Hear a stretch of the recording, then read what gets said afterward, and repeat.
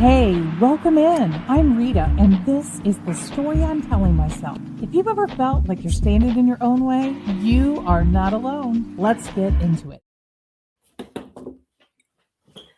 Oh, that just confused me because there was such a little delay there for the intro music to play. I thought, oh my gosh, it's not going to play, but it did. Welcome, everyone. It is another episode. It's episode 51. Man, I cannot believe we passed that 50 mark. Episode 51 of the story I'm telling myself. And in March, I tried to invite a lot of women onto the show for Women's History Month that I'm inspired by.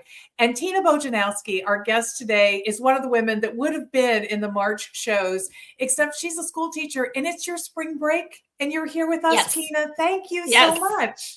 Yes. Yeah, absolutely. Unfortunately, it doesn't work when you're a teacher. You can't just step out of the classroom and jump on a podcast because they don't let us out of the building. We don't go to lunch. We just, you go in and you go out, and that's the limit to it.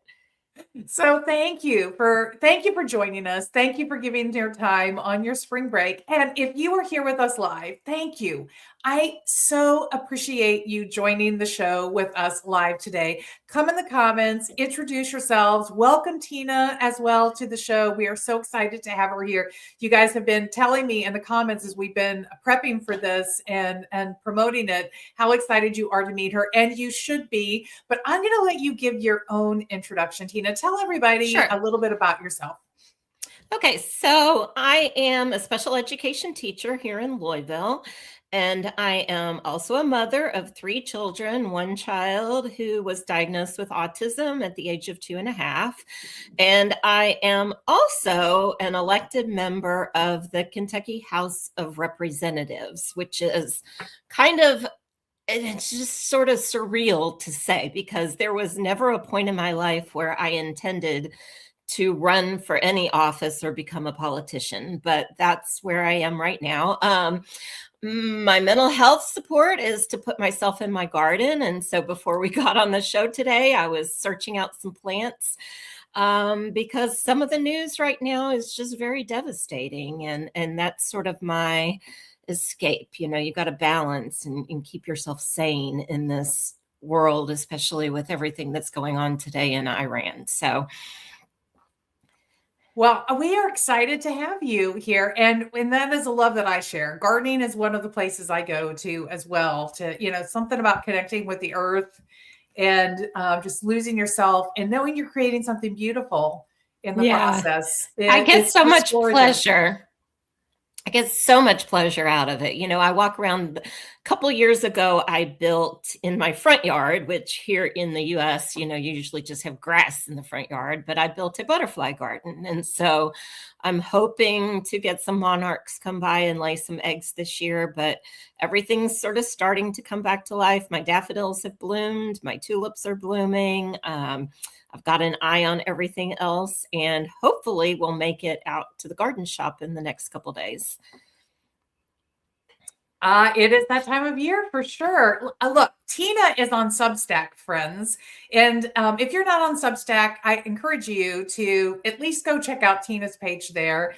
She's doing wonderful video series with some of her fellow legislators, and you may not care about what's going on in the state of Kentucky, but the thing I love about Tina is she keeps it very real. And so her Substack, tinaforkentucky.substack.com. We'll put that in the show notes, as well as her email address. If you want to reach out to her directly, she is happy to speak with you, and you can do that. And you can also connect with her on LinkedIn, my LinkedIn friends that are here. Meryl, Jackie, Sharon, so happy to have all of you with us today. And I'm so happy Facebook is working for my Facebook friends that are out there as well. And I know, Tina, you have a huge community of followers on Facebook.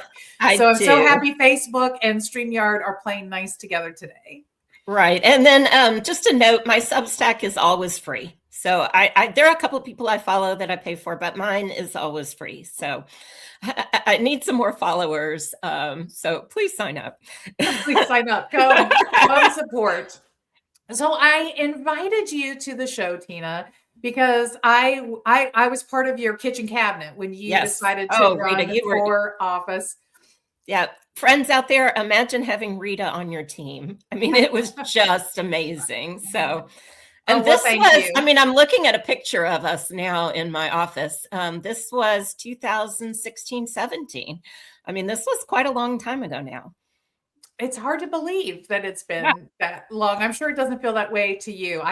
And I applaud, friends. I applaud anybody who is willing to invest their time in government, because to me, it seems like so much of what happens in our government is the equivalent of pounding your head on a cement wall. And so it takes a special kind of person. So knowing Tina, knowing her family, and knowing that she was willing to invest her time in this way, of course, I was going to say yes to supporting her bid for office. But when you decided to run and you Right. met with us that worked on your campaign, you were just an average citizen. You were a mom Sure. who raised a family, run a business. You were in school. Even then, you Yep. were still working on your PhD. Correct. It's, life was full. Life Yes. was very full for you, and you were not a political person. Tell us a little bit, walk us into the story about how Sure. you came to find your way to the Kentucky State Legislature. Right. Well, so part of the reason is I was working on a PhD. I started in 2012, and I was getting kind of at this time to the dissertation phase. And part of my PhD was in education and social change at Bellarmine University here in Louisville. And part of what our objective was is to find out how we were going to become change agents. So it's a little bit of a kind of glitchy word, right? Change agents. But how are we going to drive change in society to support children um, related to or through the public education system? I was a special ed teacher for a public school at the time. I still am. And we did several courses on how to drive change in organizations. So I was really thinking, where do I want to make the change? And quite a bit of the research I'd done regarding public education was the adverse impact of high stakes accountability testing. There's a education historian named Diane Ravitch, and she's written multiple books about and she was kind of an interesting arc as well, because she was really for the high stakes accountability and then totally shifted to be against it. So really thinking about how can I drive that change? Well, here I am. I'm trying to figure out what I'm going to do for my dissertation. I'm teaching full time, and I get a phone call in January 2016 from the president of our local teachers union. And I'd never met him. I'd been a member. I'd never met him. I'd never been active in the union. And he says to me, "Why would you like to run for office?" And I was like, "What office?" Right? And he says, "Kentucky House of Representatives, the district where you live, there's a Republican running and he's unopposed. And we'd like to put someone in that seat." Well, just to preface, at that point, I know in the previous election, I had to ask my daughter's high school friend who to vote for state level elections. I was so tuned out. I was raising my kids. My daughter had just started high school. I was working on a PhD. I was teaching. I was pretty consumed, and I wasn't paying attention. I had no idea who my state representative was. And, I had no idea that he was running unopposed. I had no idea what the balance was in the House, Republicans to Dems. So I thought about it, and he said, "Well, here's the catch." He said, "Today is the filing deadline, and you have to decide today or, we'll miss the deadline." So I call my mom, I think about it, I call my dissertation chair, and we kind of decide, yes, what my objective is for driving change in the education accountability system is something that is directly impacted by state politics and policy. And so we decide, okay, I'm going to do it. And I was a really poor teacher that day because I'm doing all these things and just not focused. And so they send someone in from our state capital, which is Frankfort. They sign the paperwork. Someone writes a check for the $200, and they take it to Frankfort, and they were 5 minutes late. And so in January of 2016, thankfully, I did not become a candidate for the Kentucky House of Representatives, because as a last second candidate during a Trump election, my odds were very poor. And so 2016 was actually the year that the Kentucky House of Representatives flipped from Democratic control to Republicans. And this was just not going to be the right thing. So, and I actually went to study with my study partner for my dissertation that night, and I wrote a little essay about, the day that I almost ran for public office, and just explaining the day. But then I started getting more involved, and I started paying a little more attention. And I got involved with our local Democratic Party in Louisville. I did a program called Emerge Kentucky, which is a 6-month-long intensive candidate training program for progressive candidates. And I did another program called See Educators Run. This one was just a weekend, but it was with NEA. And I did a lot of thinking, and I decided within probably 6 to 9 months to run for that same seat again in the next cycle. And so that's when I started collecting my team and reached out to Rita, who I knew through our gymnastics business, and some other kind of key people who I just knew were just phenomenal people who, Rita, you'd never worked on a political campaign. So I wasn't really hunting. Interest or desire in doing that before you decided to run, which was very true of so many of the people that were involved. And I think this is a good pause point for us, Tina, because one of the stories, this is all about the internal stories that we tell ourselves. And, one of the stories that we often carry within ourselves is you're either a political person or you're not, right? That you're either all into politics and you're following, like we treat it like it's a switch. It's an on or off switch. We talk about it that way. But part of what I discovered, and I always thought about it that way, but part of what I discovered in working with you in your passion, I mean, hearing the story, friends, right? You're in the comments. If you heard Tina's story, you would want to work on her campaign. I'm pretty sure, right? I mean, it's a very compelling story. I mean, here's somebody who is wanting to do good for our young people, for educators who work so hard. It was very easy to want to say yes to you, but finding that I wasn't being asked to jump into this strongly politicized rhetoric that I had to buy into. I just had to believe in you, Tina. Yeah, which was easy for me. Yeah, thank you. Oh, you were and I remember phenomenal.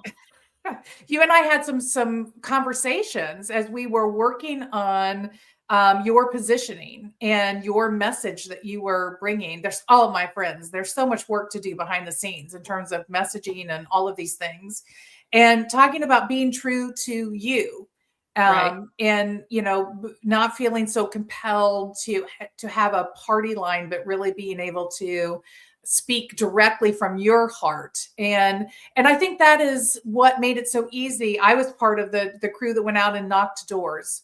Oh gosh, and hundreds and thousands of doors.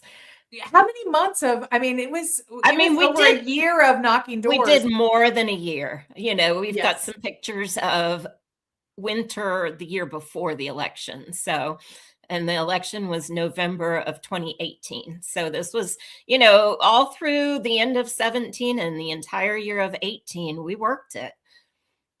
And so there was this thing about we needed that there was a Republican in the seat, and you would put a Democrat in that seat.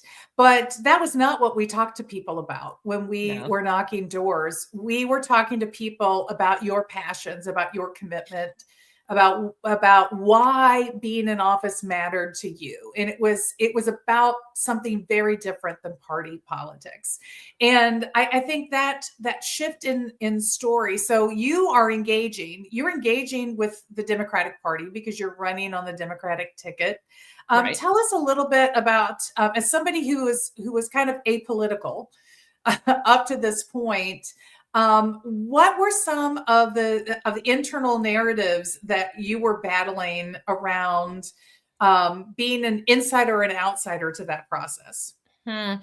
Well, I mean, there was definitely a learning process just to kind of figure out how everything went. And, one thing I think of, which really wasn't an internal battle, but it was actually, what I wanted to bring. And part of it comes from being a parent of a child with a disability. And my son was diagnosed with autism at 2.5. By the time I ran for office, he's very independent. He had language. He was going to a community college. Um, I had the capacity to bring other people's voices to the table. And so, I know parents who have children who are so involved with autism or other disabilities, there is absolutely no way that they can do something else. And so, having lived, Brandon had times when he was profoundly involved and I was there, but he progressed to a point where I can be the voice for others. And really, that's the messaging that I wanted to bring forth when I was knocking doors and talking to people, is that I wanted to be their voice in Frankfurt, right? I want to listen to constituents. I want to understand what kind of things they're going through. As far as kind of battling different things, I figured out early on that I hate politics, but I really enjoy policy.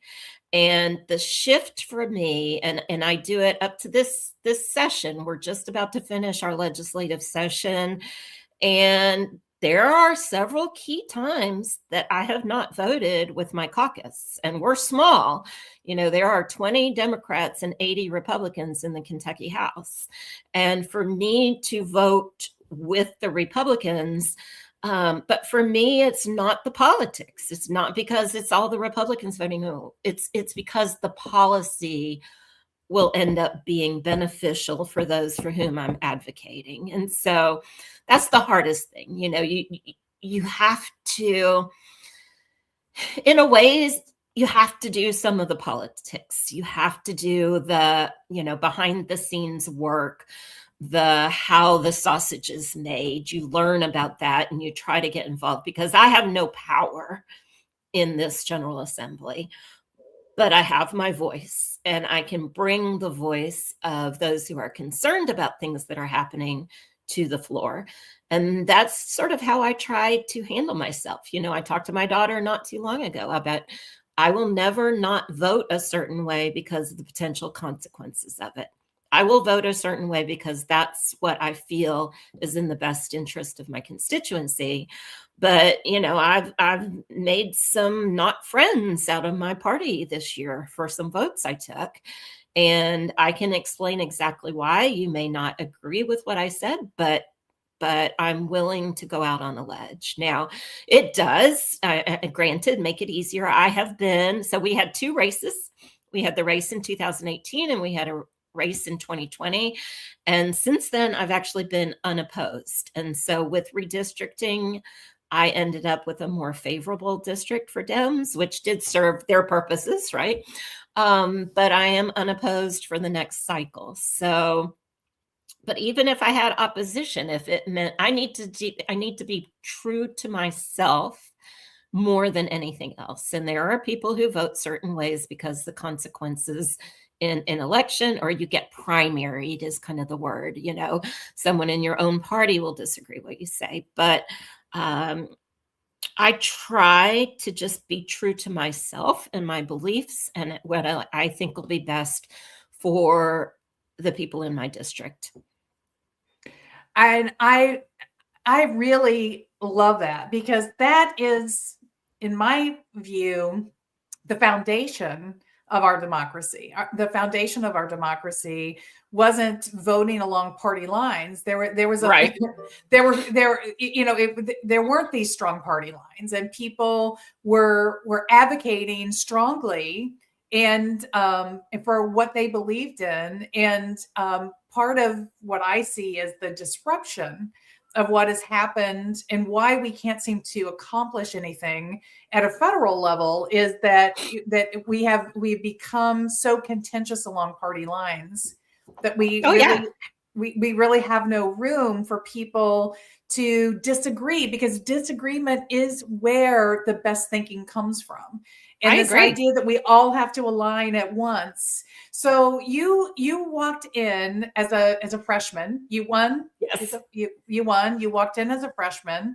You didn't know a whole lot. I didn't. Except No. that you knew that you had less than 2 years and you were going to be up for vote again. So this is, Right. friends, this is the crazy, crazy thing about this 2-year cycle. I used to think, well, that's good. But now that I knew somebody, it's like you barely get in there and get started, and you got to Right. think about running a campaign again. It's just Well, crazy, and crazy. they say it's like running a marathon to run for office, but really it's like running what's the one with the three things, the biking and the Oh, yeah, oh yeah, yeah. it Like the it's Ironman kind of like an competition. Ironman, right? Because you run for office, then you have to figure out what in the world you're doing in office, and then you have to prep to run for office again.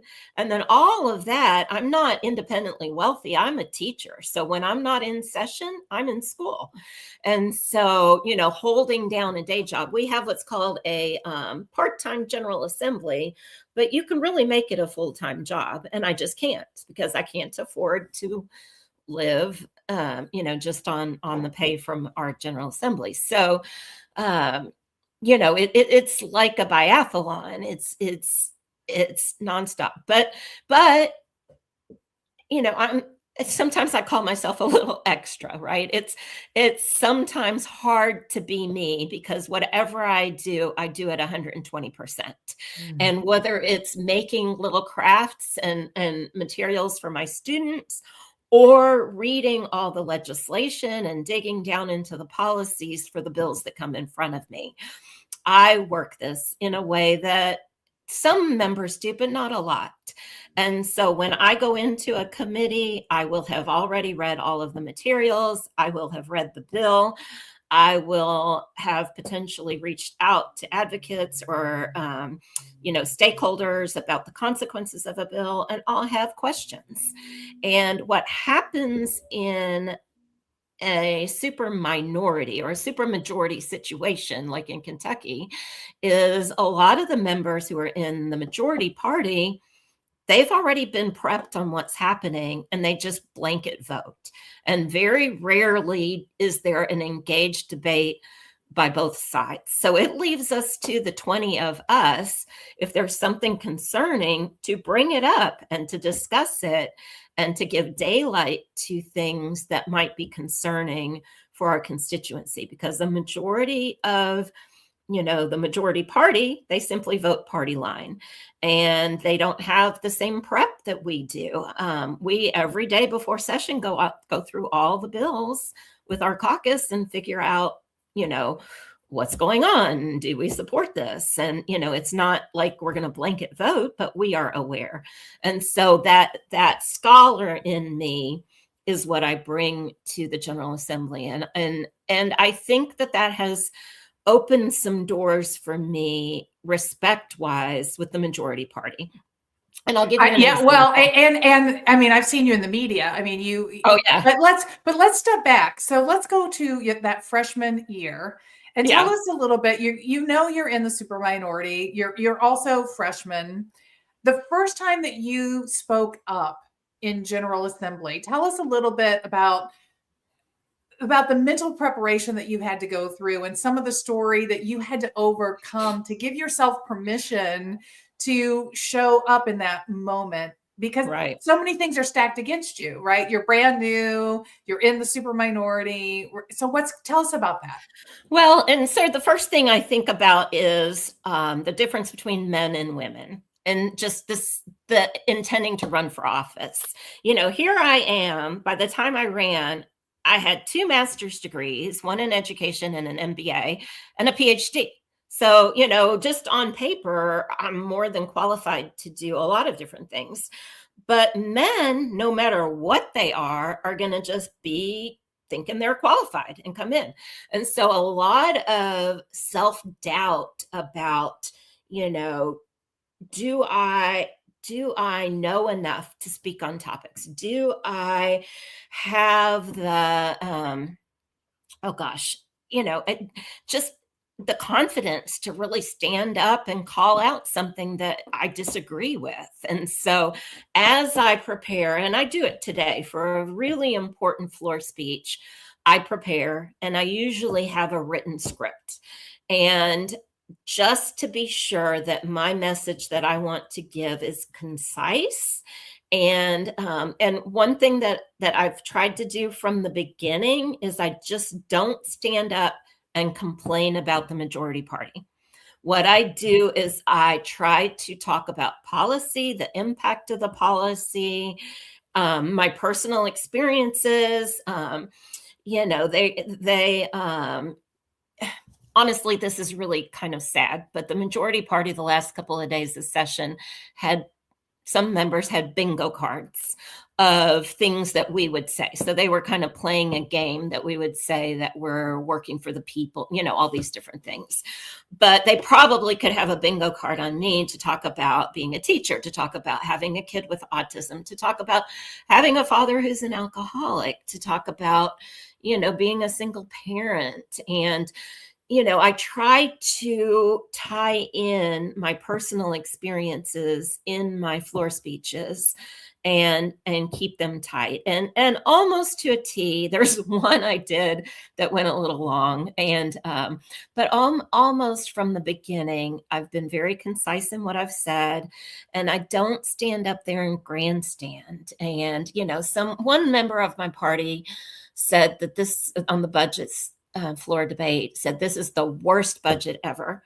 Well, that's probably not true. And that's nothing that I would say. So my floor speech on the budget talked about things that I supported that happened in the budget for education, things that what I called them were areas for growth, things that I'd like us to work on.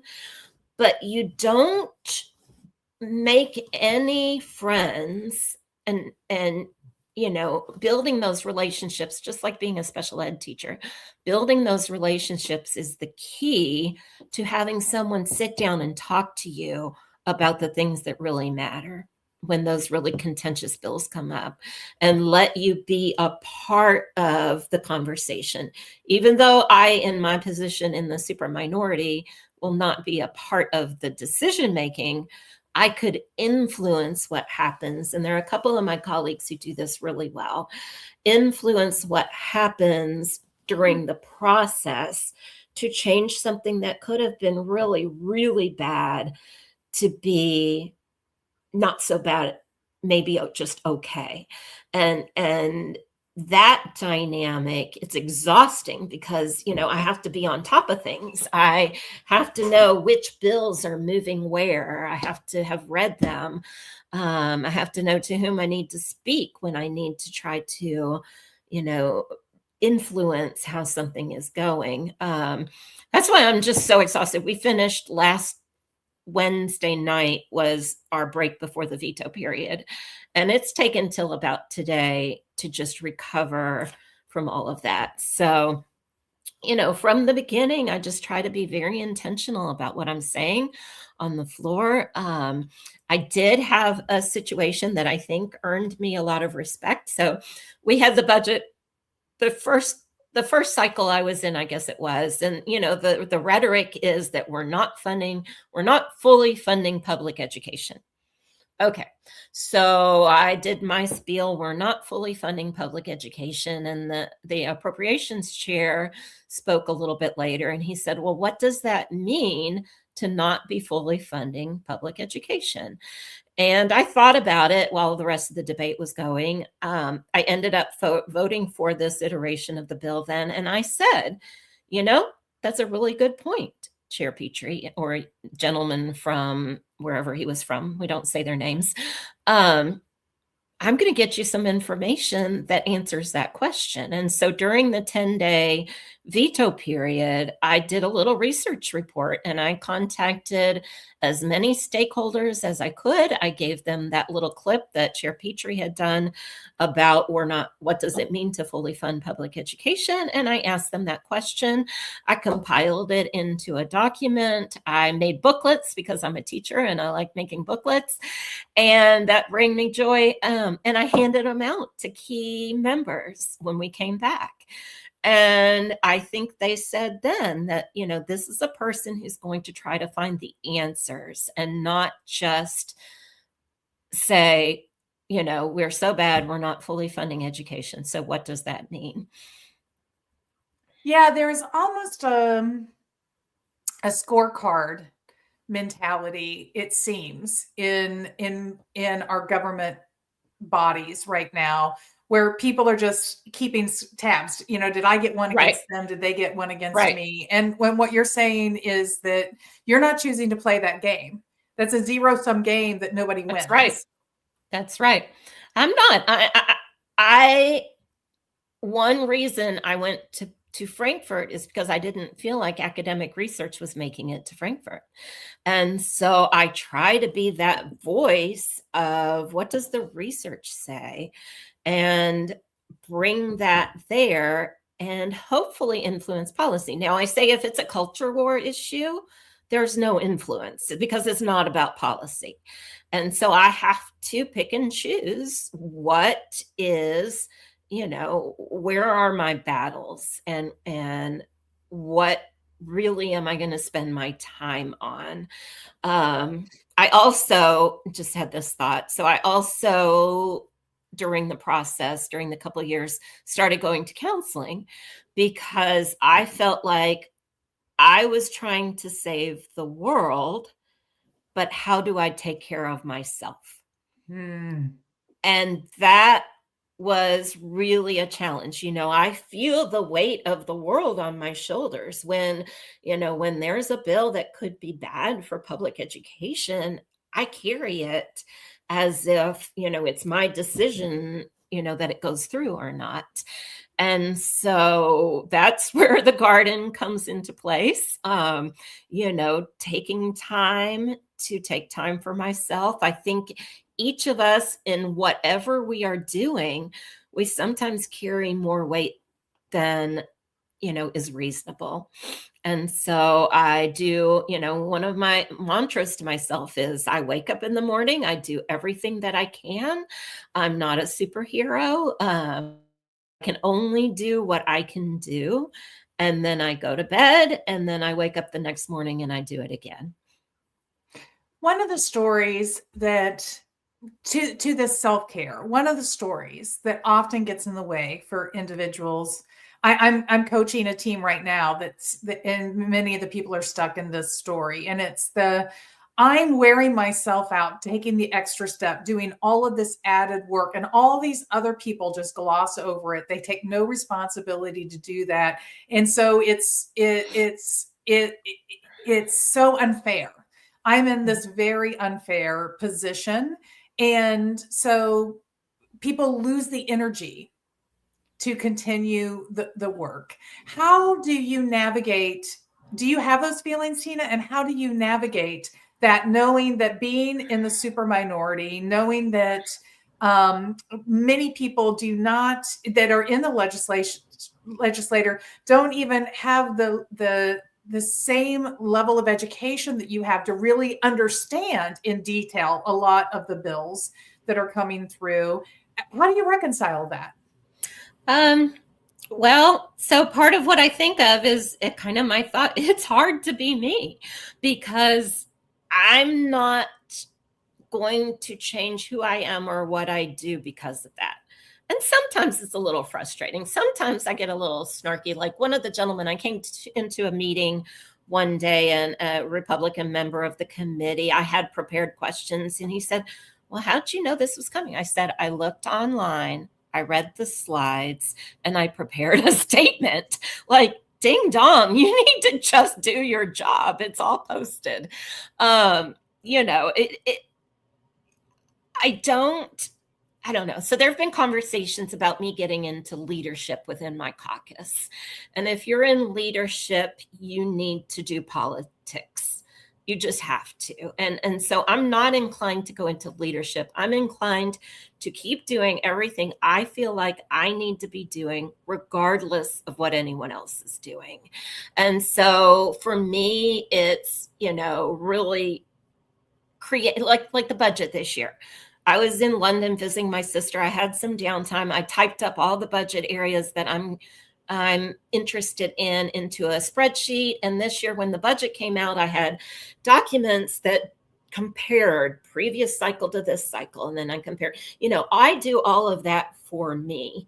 And because nobody else is doing anything like that doesn't mean that I will continue to do it. So I do notice that, you know, that some people can do this job with a lot less effort than I have. But it does not in the least bit change what I intend to do. And so, you know, it's just, you know, it's hard to be me. I cannot not do it. So it was really funny one day that I had said that to someone, and then my daughter came over and she was working on a farm, and she literally said on the same day, it's hard to be me. And I'm like, oh, Maria, you know, that's just so funny, you know, because you just, it's all from inside me. It doesn't matter what anyone else is doing. This is what I need to do. And part of that could be, you know, insecurity in just my judgment without doing all the research. You know, I feel very secure in my positions because I've read the bills, because I'm not going to just harp on rhetoric. You know, I want that well thought out of position that comes from actually reading legislation. And yeah, so it's just hard to be me. And sometimes I have chocolate. Sometimes I go in my garden. Sometimes, you know, lately, and this is new for me, I've started really streaming shows. And so, you know, right now I'm watching the show called Bones. You know, I'm reading books. I'm doing all kinds of things to take my mind off things. But when I'm focused on what I'm doing, it doesn't matter what anyone else may have done. I just need to do it in a specific way. Well, which is here's the thing. A lot extra sometimes. Change is work. You know, Yes. it's change is work. And you are still on your mission.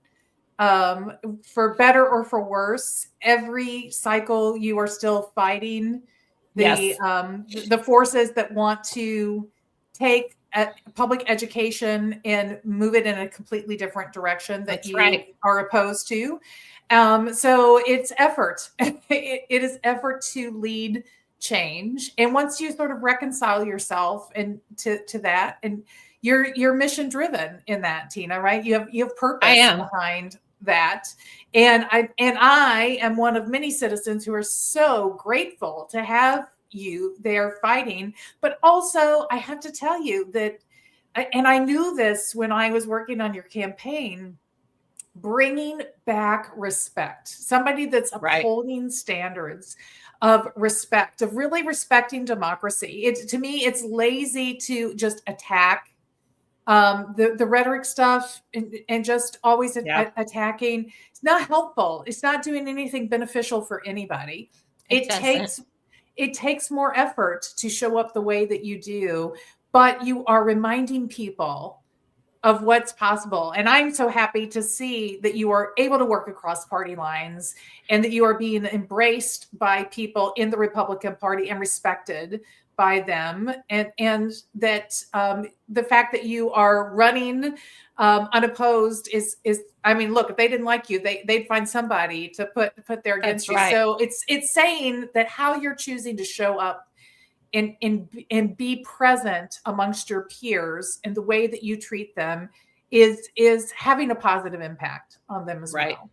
Right. And we just, this session, something kind of unprecedented happened. So, of course, the majority party is in control of everything. They have all the committee chairs and so forth, but there were a select number of Democrats who were given the post of ranking minority members. So I'm a ranking minority member on the education committee, and it means I sit up at the top row with the chair of the committee, and my name is called, and that's about all it means. But it's an acknowledgement of the work that I'm doing. And, a little bit of feedback can sometimes take you a long way, right? So is this enough for me to run another cycle? It almost is, right? So, just kind of think about, one of the things in driving change is that you have these little increments of movement. And this is one of those increments that it builds my capacity to say I'm valued here in a way that may not generally happen when you're in a super minority.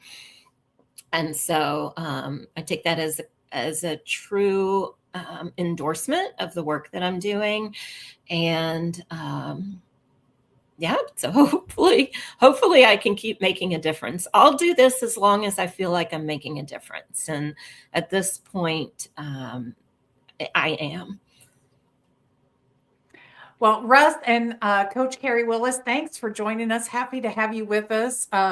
Sharon, there have been people in the comments, but I've just been holding back to say them. Sharon says we need to discover tools that help to support us all in what we are navigating, and that's so true. You got to take care of yourself. And Meryl reminded me, I've forgotten about this, but it is Autism Awareness. Yes, it is. So great. It is. Yeah. To have you highlighting a little bit of your journey with that. I hate that we are at time because, well, Tina and I, we could talk for hours. We can go for hours. But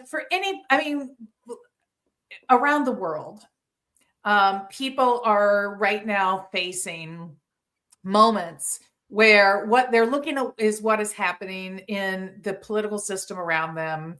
And they are feeling unease. They're feeling that need for things to shift in a different way, and maybe asking that question about whether or not they have a role to play. What would you say to them, Tina? So, my dad was an alcoholic, and what I remember growing up as a child was that serenity prayer sitting by my mom's bed. Change the things you can, the courage to change the things you can. Now I'm screwing it all up. I'm sorry.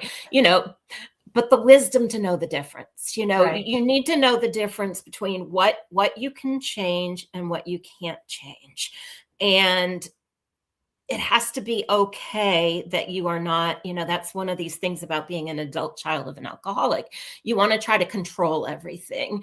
I can't control whether or not Trump is going to drop a nuclear bomb today. He's hinting at it. It petrifies me, but I can't control it. So whether I get on the phone and call my senator, or if I go out in the garden and just wait and see what happens, whatever I need to do is okay. So that's that wisdom to know the difference.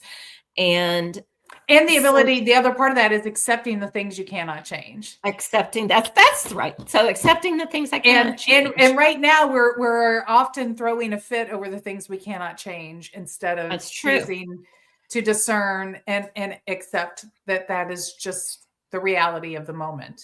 Right. And what can I change? Well, one thing is my brother lives in the south of France. If I need to go there and fight a resistance, I'll do that.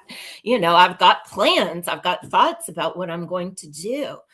But today, April 7th, 2026, whatever happens in Iran, I can't do anything about it. And so what do I need to do for my own mental health? I want to be aware, but do I need to look at Twitter all day long? No, I don't need to do that. So I need to do something constructive. I might shred some materials for my compost. I get a lot of good vibes out of chopping wood for my wood chipper to put in the compost. Just something that keeps me grounded. I need to stay grounded so that I can have that clear vision of knowing what it is that I can impact and being wise enough to decide what those things are.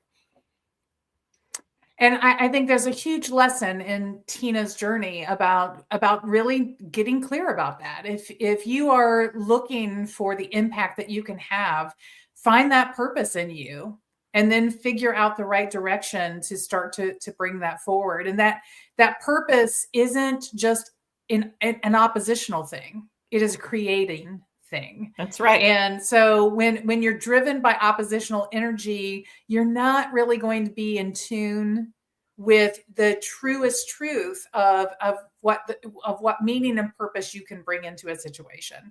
That's right. You've got to rise above that oppositional energy, and you've really got to find what you care to create. And Tina, you are creating change in such a beautiful way. Thank you so much for coming to share your story. You are so welcome. We might have to come back on summer break and continue on. There's so much more that you could share, but I would be delighted. Yeah, well, let's plan to do that. I know. Well, we might have to act quickly because I think I've got things booked through August. Unfortunately, darn it. All right, friends. Thank you for being with us today. Come back again next week. Every Tuesday, we are here for another wonderful conversation. Please go to Substack, subscribe, and support Tina in her work and follow her journey and get curious. She has so much wisdom to share. I encourage you. And again, if you want to reach out to her, she's happy to take your emails, and we will have that in the show notes. So just go to your favorite platform and you can get her email address in the show notes. And be sure you share this with a friend.